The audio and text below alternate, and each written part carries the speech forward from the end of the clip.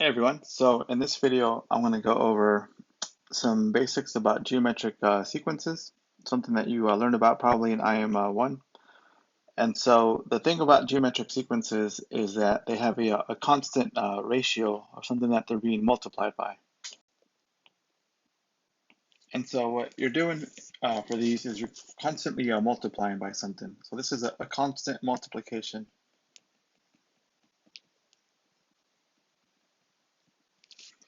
by a constant ratio. We're going to designate it to be R. And so the repeated multiplication is rewritten as a power. So for example, if I were to say 2 times 2 times 2 times 2 times 2, it's the same thing as 2 to the fifth. And so the graph is going to be a exponential.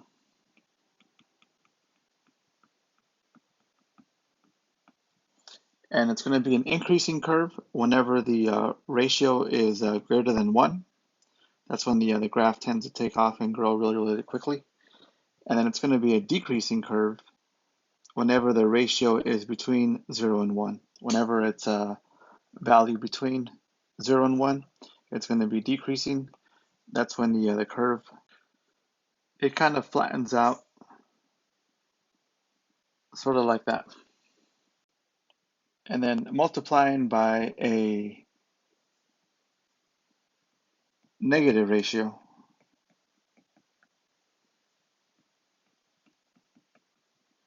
alternates the signs for this part. And so what that's talking about is if, like, let's say you had negative 2 as your ratio and it's raised to the n power. Well, if anytime you raise it to an odd power, like if I had negative 2 to the first power, it would be negative 2. If I had now negative 2, let's say squared, it becomes positive 4. If I had negative 2 to a third power, it would be negative 8. Negative 2 to the fourth would be positive 16. Negative 2 to the fifth would be negative 32. And you can hopefully see that as you change the exponents, because this base is, the ratio is negative, it changes from negative to positive, negative to positive. And so whenever the ratio is negative, it'll alternate signs between negative and positive.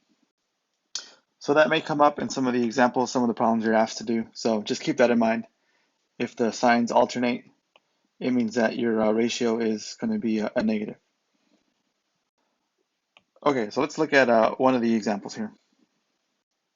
So the example I have is just a really simple looking figure. We have in figure 1, we have 3 smiley faces. In figure 2, we have a total of 6. In figure 3, you have a total of 12. If you don't believe me, you can count them yourself.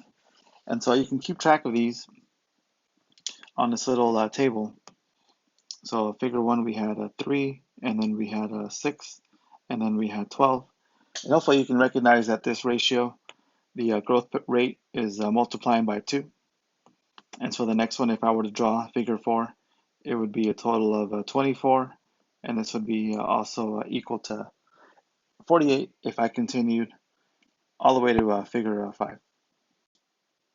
And you could also see in the figures that this is doubling the previous one. And if this is the previous one, it's doubling that. And so if I were to redraw the next one, it would just be a double of the previous one. And there's a few different ways that we can figure out that this is geometric. This first is if you look at the first difference. So that means that if you subtract consecutive values, if I were to subtract these two, well, this would give me a subtraction of 3.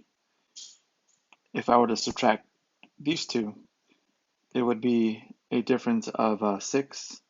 If I were to subtract the next two, it would be a difference of 12.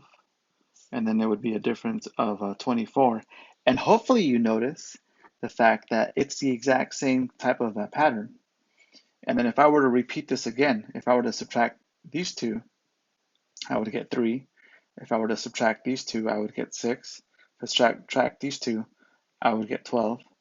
And so the thing about geometric is that the pattern repeats whenever you subtract consecutive values.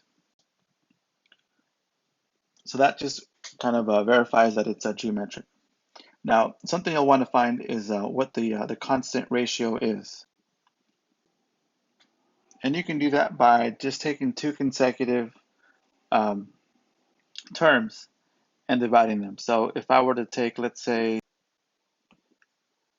f of, let's say, 2 and dividing it by f of 1, meaning I'm taking the second term, dividing it by the first term, it's going to give me 6 divided by 3, which is equal to 2. So in this case, my ratio that I'm multiplying everything by is 2. And it's also pretty, hopefully, straightforward to see that from one term to the next, you just multiply by 2. So let's look at how to write the recursive and explicit formula, and then we'll finish it off by looking at what the graph of this looks like.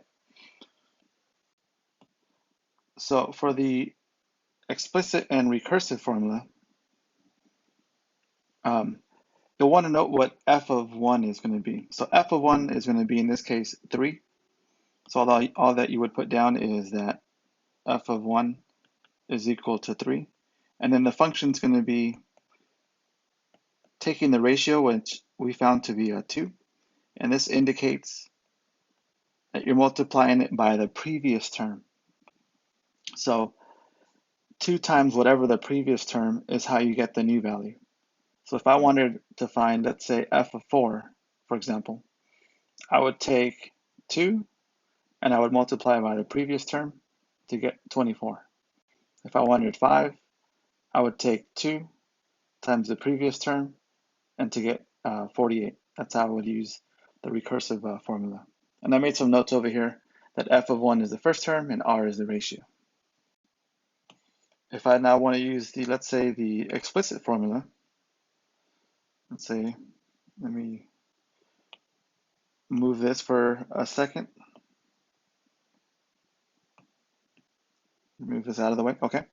So I want to, let's say, find f of n. So all I need to do is just find my first term, a of 1, which we found to be 3, and then multiply it by 2 raised to the n minus 1.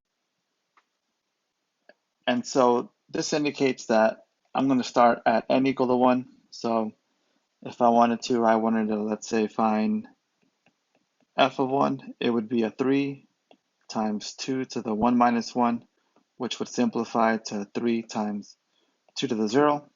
And hopefully you remember back that 2 to the 0 is just going to equal 1. So really you're multiplying 3 times 1, which is equal to 3. And then similarly, they can verify that f of 2 is going to be a 3 times 2 raised to the 2 minus 1, which would be a 3 times 2 times 1 to the first power, which is going to be a 6, which is what we have in our table of values. If I think of this as f of 1, f of 2, it fits over here with our explicit formula. All right, and then the last thing I want to do is go over looking at this graph. And so if I plot the points, think of this as your x values, and then over here as your y values. If I plot these points,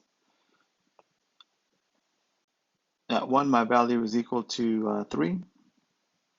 At 2, my value is equal to 6. At 3, it's going to go up to 12. At 4, it's going to go over to 24. Let me move this down a bit. So this would go all the way to 24, which would be, this is 20,